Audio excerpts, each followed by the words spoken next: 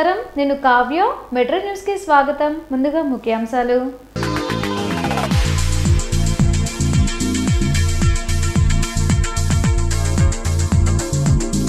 మార్చి 17న చిలకలూరుపేటలో TDP Janasena భారీ బహిరంగ సభ. ఉమ్మడి మేనిఫెస్టోను ప్రకటిస్తామన్న అచ్చెన్నాయుడు, నాదెండ్ల మనోహర్.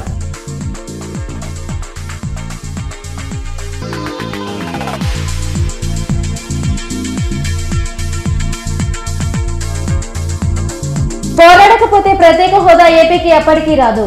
రాష్ట్రానికి స్పెషల్ స్టేటస్ ఊపిరి లాంటిది. AP PCC chief Sharmila.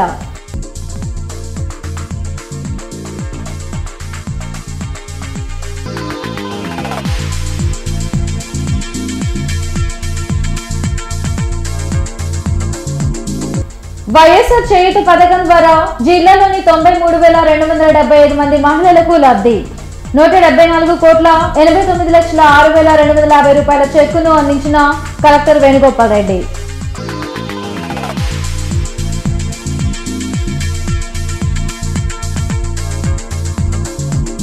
మహిళల అభ్యున్నతికి అధికారంలోకి వచ్చిన రోజు నుంచి కృషి చేస్తున్న వ్యక్తి సీఎం జగన్. 2024 ఎన్నికల్లో వైసీపీ మరోసారి విజయం సాధిస్తుంది. ఎమ్మెల్సీ పోతుల సునీత. మార్చి 17న చిలకలూరుపేటలో టీడీపీ జనసేన ఉమ్మడి బహిరంగ సభ జరగనుంది. సూపర్ 6 పై కీలక ప్రకటనతో పాటు ఉమ్మడి మేనిఫెస్టో, భవిష్యత్ కార్యాచరణను ఈ సభ వేదికగా టీడీపీ అధినేత చంద్రబాబు, జనసేన అధ్యక్షులు పవన్ కళ్యాణ్ ప్రకటించనున్నారు. మంగళగిరిలోని టీడీపీ కేంద్ర కార్యాలయంలో తెలుగుదేశం పార్టీ రాష్ట్ర అధ్యక్షులు అచ్చెన్నాయుడు, జనసేన పీఎస్సీ చైర్మన్ నాదెండ్ల మనోహర్ మీడియాతో మాట్లాడారు. మార్చి 17న చిలకలూరుపేటలో టీడీపీ జనసేన ఉమ్మడి బహిరంగ సభను నిర్వహించనున్నట్లు తెలిపారు. తాడేపల్లిగూడెంలో జెండా సభ, మంగళగిరిలో జైహో బీసీ సభ విజయవంతం కావడంతో వైసీపీ శ్రేణులకు నిద్ర పట్టడం లేదన్నారు. చిలకలూరుపేటలో జరిగే ఈ సభ చరిత్రలో నిలిచిపోతుందన్నారు. దాదాపు 10 లక్షల మంది టీడీపీ జనసేన కార్యకర్తలు, నాయకులు హాజరయ్యేలా చర్యలు చేపడుతున్నట్లు వెల్లడించారు. సూపర్ 6 పై కీలక ప్రకటనతో పాటు ఉమ్మడి పార్టీల మేనిఫెస్టో, భవిష్యత్ కార్యాచరణ ఈ వేదికగా ప్రకటిస్తున్నట్లు చెప్పారు. తాడేపల్లిగూడెంలో ఒక చరిత్ర సృష్టించాం. జెండా సభని పెట్టి అతి తక్కువ సమయంలో 2 రోజుల సమయంలోనే జెండా సభని జరిపి కార్యకర్తల్లో నూతన ఉత్సాహాన్ని నింపిన విషయం కూడా ఈ సందర్భంగా తెలియజేస్తున్నాను. తెలుగుదేశం పార్టీ, జనసేన కలిసి జైహో బీసీ కార్యక్రమం, ప్రతిదీ ఒక చరిత్ర, ప్రతిదీ ఒక రికార్డే. 2 పార్టీ అధినేతలు నిన్న కూర్చొని 2 పార్టీలు కలిసి ఒక కీలకమైనటువంటి బహిరంగ సభను నిర్వహించాలని చెప్పి నిర్ణయం తీసుకున్నాం.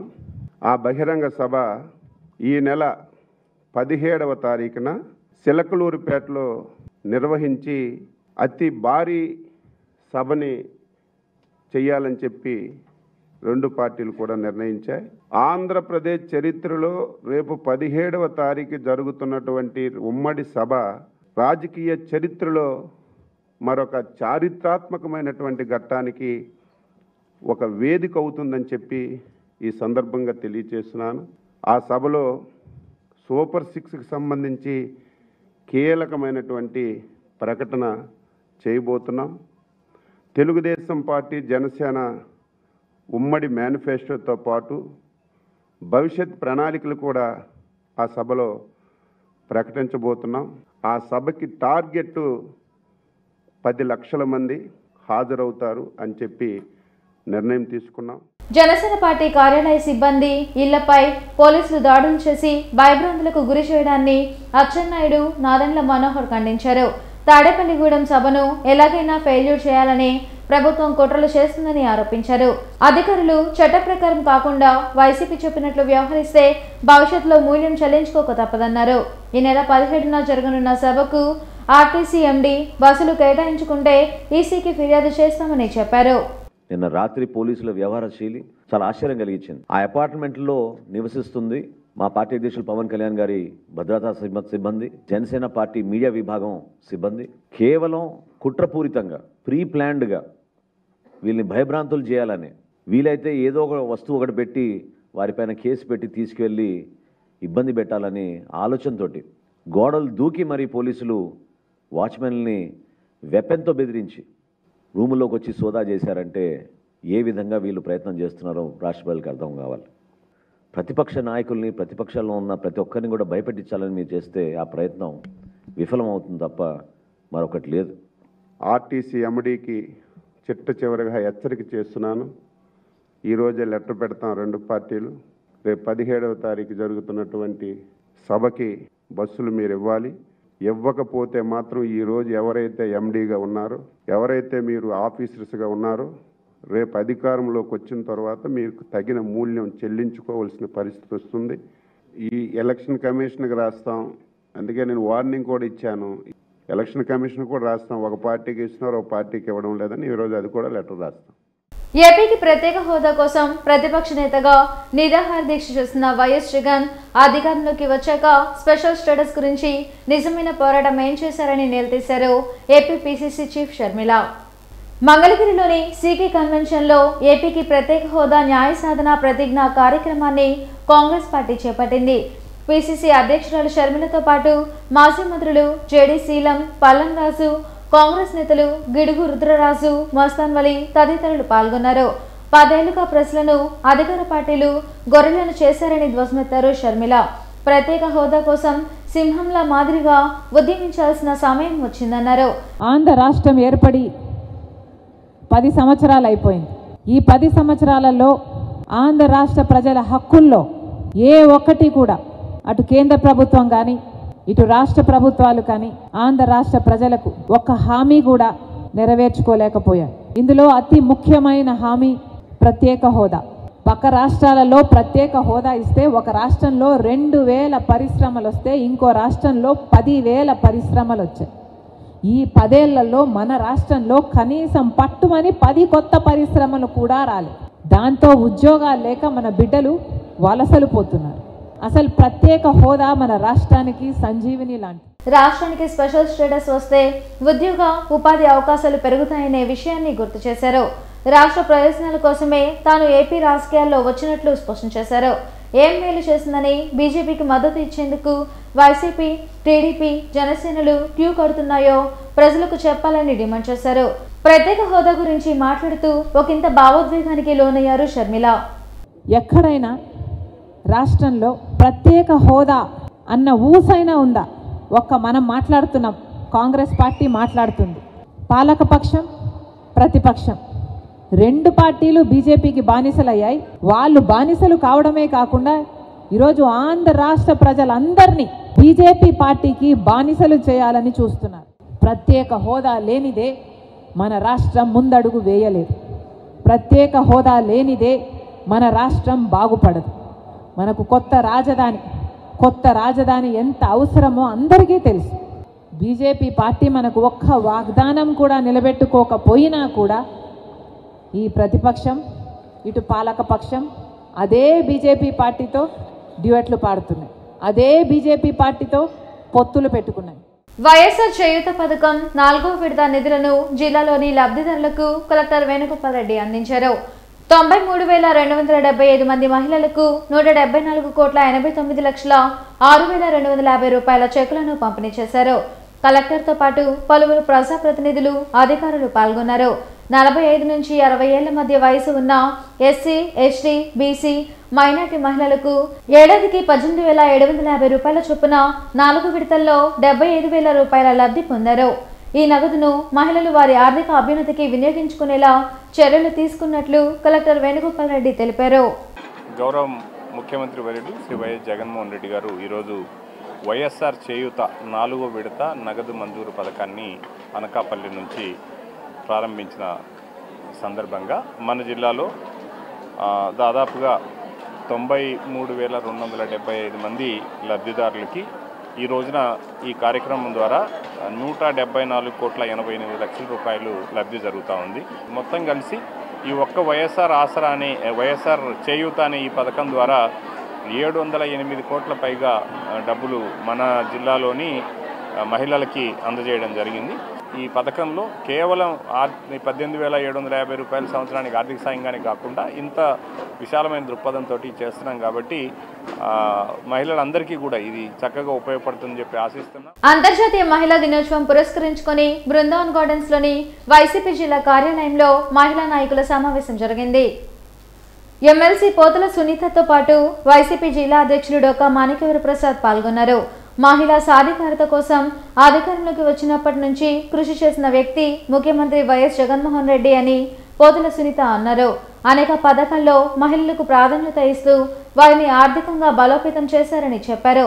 14 ఏళ్లు సీఎంగా ఉన్న చంద్రబాబు మహిళలకు చేసింది ఏమీ లేదని విమర్శించారు.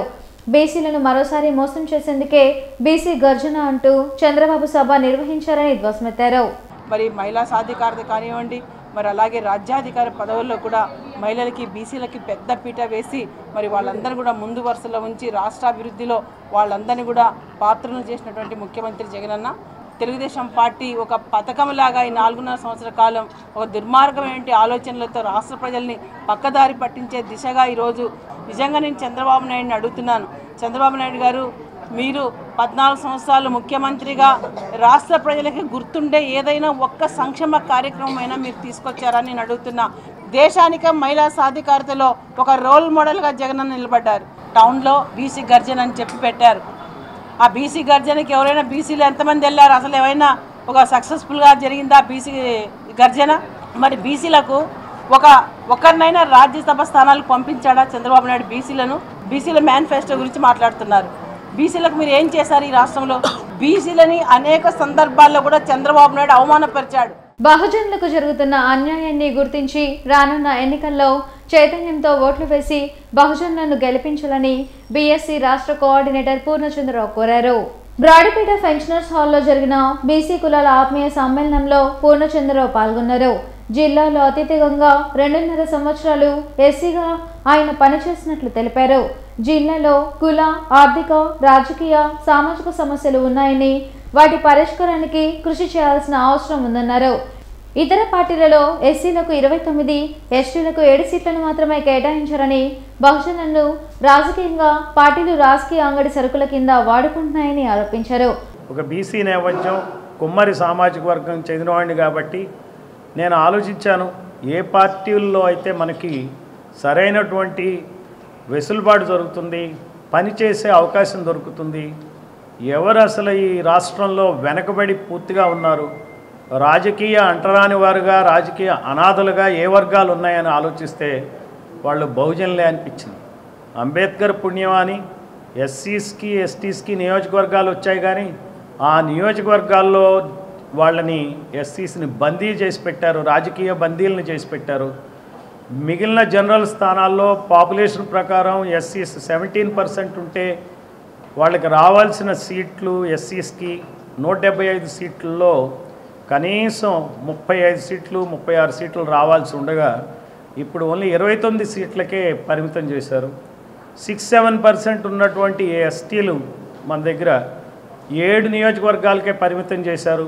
జనరల్ నియోజకవర్గాల్లో వాళ్ళకి ఓట్లు లేనట్టు, వాళ్ళు మనుషులు కానట్టు, వాళ్ళు పోటీ చేయడానికి పనికిరానట్టుగా భావించి వాళ్ళని 6-7 నియోజకవర్గాలకు కుదించారు. కుల రాజకీయం రాష్ట్రంలో సాగుతుందని, దీనిపై బహుజనులు ఆలోచించాల్సిన అవసరం ఉందన్నారు. ఇప్పటికైనా బహుజనులకు జరుగుతున్న అన్యాయాన్ని గుర్తించి రానున్న ఎన్నికల్లో బహుజనులు చైతన్యంతో వ్యవహరించాలని కోరారు పూర్ణచంద్రరావు. ఒక ఎస్టీ కమ్యూనిటీయే 2 ఆధిపత్య కులాల కమ్యూనిటీ కన్నా పెద్ద కమ్యూనిటీ. మనం చూస్తే కనుక ఈ 2 పెత్తందారీ కులాలే ఈ రాష్ట్రాన్ని ఏళ్తున్నాయి. మిగిలిన జనాలందరినీ రాజకీయ బందీలుగా చేసి వాళ్ళు ఒక చోట కట్టిపడేశారు. వాళ్ళ రాజకీయ బందీఖానాల్లో బీసీ డిక్లరేషన్ అని, ఎస్సీ సబ్ ప్లాన్ అని, ఎస్టీ సబ్ ప్లాన్ అని, మీకు ఇదిగో ఇది ఇస్తాం అది ఇస్తాం అని చెప్పి పేదల్ని బహుజనుల్ని బందీలు చేసి వాళ్ళని ఒక ఆట వస్తువుల కింద, అంగడి సరుకుల కింద, రాజకీయ అంగడి సరుకుల కింద వాడేస్తున్నారు. సో ఈ బహుజనులకు ఎప్పటికీ రాజ్యాధికారం రాకూడదు. This is democracy by the 2 casts, of the 2 casts and for the 2 casts. ये caste के लिए राज है, ये कुला राज है, ये कम्मा का, रेड्डी का सरकार बनने का ये पूरा पॉलिटिक्स ये लोग कर रहा है। గుంటూరు పార్లమెంట్ తెలుగుదేశం పార్టీ నాయకులు డాక్టర్ పెమ్మసాని చంద్రశేఖర్ను తెలుగు యువత జిల్లా అధ్యక్షులు రావిపాటి సాయికృష్ణ కలిశారు. ఆంధ్రప్రదేశ్ హక్కులు, రాజధాని అమరావతి పునఃనిర్మాణ తదితర అంశాలపై పార్లమెంట్లో పెమ్మసాని వెలుగెత్తి చాటాలని సాయి ఆకాంక్షించారు. పార్టీ కోసం కష్టపడ్డ ప్రతి కార్యకర్తను గుర్తించి గౌరవిస్తానని చంద్రశేఖర్ ఈ సందర్భంగా తెలిపారు. అంతర్జాతీయ మహిళా దినోత్సవం సందర్భంగా నాబార్డ్ ఆధ్వర్యంలో స్వయం సహాయక సంఘాల మేళా ప్రారంభమైంది. మాజటి రామ్ కళ్యాణ మండపంలో ఈ నెల 11 వరకు జరిగే చేనేత హస్తకళ ఎగ్జిబిషన్ను జెసి రాజకుమారి ప్రారంభించారు. చేనేత హస్తకళలను ప్రోత్సహించేందుకు ఈ ఎగ్జిబిషన్ను ఏర్పాటు చేసినట్లు జెసి తెలిపారు.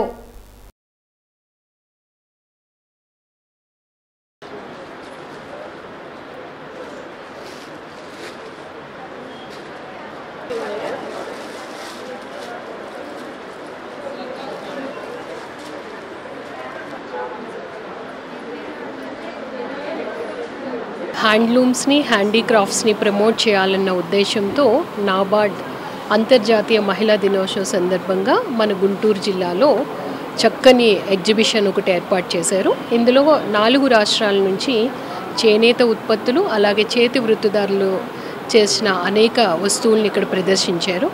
మన గుంటూరు వాస్తవ్యులందరూ కూడా ప్రతి ఒక్కరూ వచ్చి ఎగ్జిబిషన్ని తిలకించి వీరందరినీ కూడా ఎంకరేజ్ చేయాలి. సో ప్రతి ఒక్కరూ కూడా ఎగ్జిబిషన్ని రావాలి, వీరికి ఎంకరేజ్ చేయాలని నేను మనస్ఫూర్తిగా కోరుకుంటూ మార్చి 9న జరిగే మున్సిపల్ ఇంజనీరింగ్ కార్మికుల రాష్ట్ర సదస్సును జయప్రదం చేయాలని మున్సిపల్ వర్కర్స్ యూనియన్ జిల్లా ప్రధాన కార్యదర్శి ముత్యాలరావు పిలుపునిచ్చారు. The Guntur municipal employees and workers union ఆధ్వర్యంలో బ్రాడీపేట యూటీఎఫ్ హాల్లో రాష్ట్ర స్థాయి సదస్సు జరగనున్నట్లు ముత్యాలరావు తెలిపారు. ఇటీవల జరిగిన సమ్మె సందర్భంగా శానిటేషన్ డ్రైవర్లు, క్లీనర్లకు రాష్ట్ర ప్రభుత్వం వేతనాలు పెంచిందన్నారు. ఇంజనీరింగ్ విభాగంలో పనిచేస్తున్న కార్మికులకు కమిటీ నివేదిక ప్రకారం వేతనాలు పెంచాలని డిమాండ్ చేశారు. మున్సిపల్ కార్మికుల రాష్ట్ర స్థాయి సదస్సులో ముఖ్య నేతలు పాల్గొని పలు సమస్యల పరిష్కారంపై చర్చించనున్నట్లు తెలిపారు.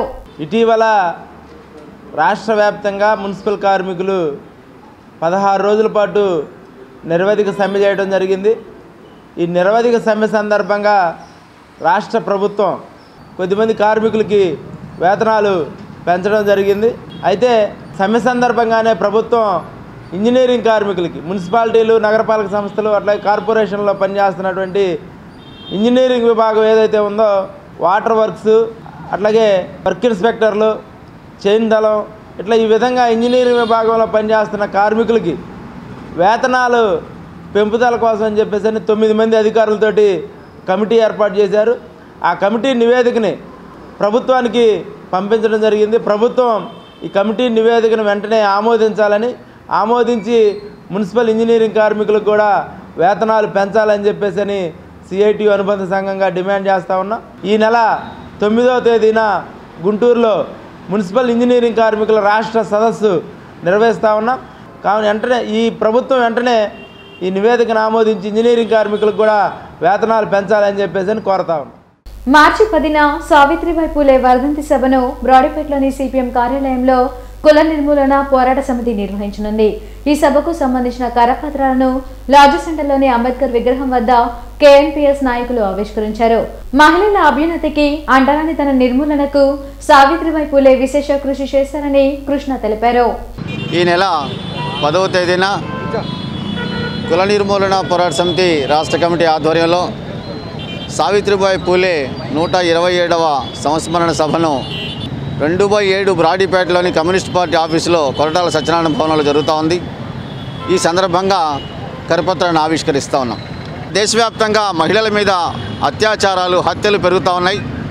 ఇటువంటి సందర్భాల్లో బ్రాహ్మణీయ మనువాదులు ఆమెని అవమానించడం, ఆమె మీద పేడనీళ్లు చల్లటం, ఇబ్బందులు గురి చేయటం, సాంఘిక బహిష్కరణ చేయడం, ఇవన్నీ చేసినా కూడా ఈ దేశంలో తాము చనిపోయేంత వరకు కూడా అంటరాని మహిళల కోసం, వాళ్ళ విద్యాభివృద్ధి కోసం, అస్పృశ్యుల అభివృద్ధి కోసం పనిచేశారు సావిత్రిబాయి పూలే, ఆమె సహచరుడు జ్యోతిబా పూలే. వాళ్ళని స్ఫూర్తిని తీసుకొని కుల నిర్మూలన పోరాట సమితి ఇవాళ ఈ దేశంలో మహిళల మీద జరుగుతున్నటువంటి అత్యాచార, హత్యలకు వ్యతిరేకంగా మహిళల హక్కులు కాలరాయబడుతున్నటువంటి ఈ సందర్భాల్లో సావిత్రిబాయి పూలే సంస్మరణ సభని 127వ వర్ధంతి సభని కమ్యూనిస్ట్ పార్టీ ఆఫీసులో జరుపుతూ ఉన్నాం. వార్తలు ముగించే ముందు ముఖ్యాంశాలు మరోసారి.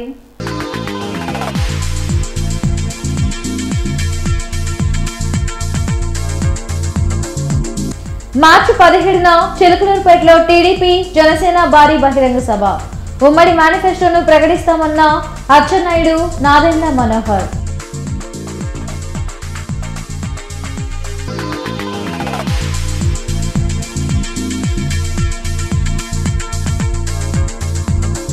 పోరాడకపోతే ప్రత్యేక హోదా ఏపీకి ఎప్పటికీ రాదు. రాష్ట్రానికి స్పెషల్ స్టేటస్ ఊపిరి లాంటిది. AP PCC chief Sharmila.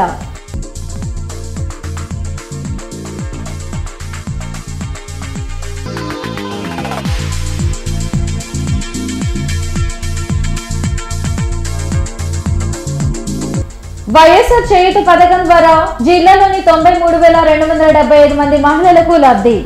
174,89,06,250 రూపాయల చెక్కును అందించిన కలెక్టర్ వేణుగోపాల్ రెడ్డి.